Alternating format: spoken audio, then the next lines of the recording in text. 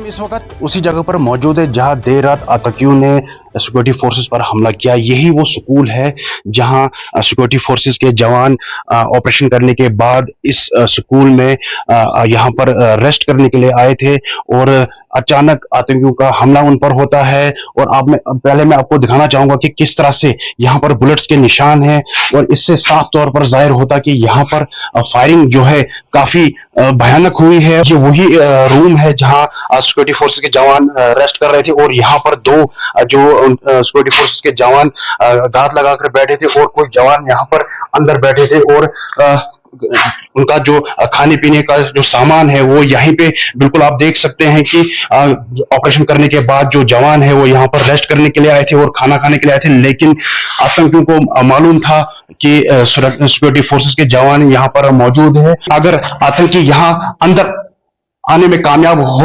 होते तो यहां पर काफी ज्यादा नुकसान हो सकता था सिक्योरिटी फोर्सेस का। लेकिन सिक्योरिटी फोर्सेस ने बिल्कुल मुंह तोड़ जवाब दिया और उन आतंकियों को यहां से खदेड़ दिया। ये बिल्कुल आबादी से सटा हुआ एरिया है, क्योंकि इससे पहले हमने देखा जो आतंकी है वो जंगलों में छुपे होते थे, लेकिन सिक्योरिटी फोर्सेस ने उन्हें वहां से खदेड़ दिया। लेकिन अब आतंकी जो है वो बिल्कुल लोगों की आबादी की तरफ आ रहे हैं। एक बार फिर मैं आपको बताना चाहूंगा कि यह स्कूल जो है ये गवर्नमेंट स्कूल जाडान है और आज से यहाँ पर स्कूल की जो छुट्टियां है, समर वेकेशन है, वो शुरू होनी थी क्लासेस, लेकिन सिक्योरिटी फोर्सेस और इंतजामिया की तरफ से फिलहाल इस स्कूल को बंद रखा गया है।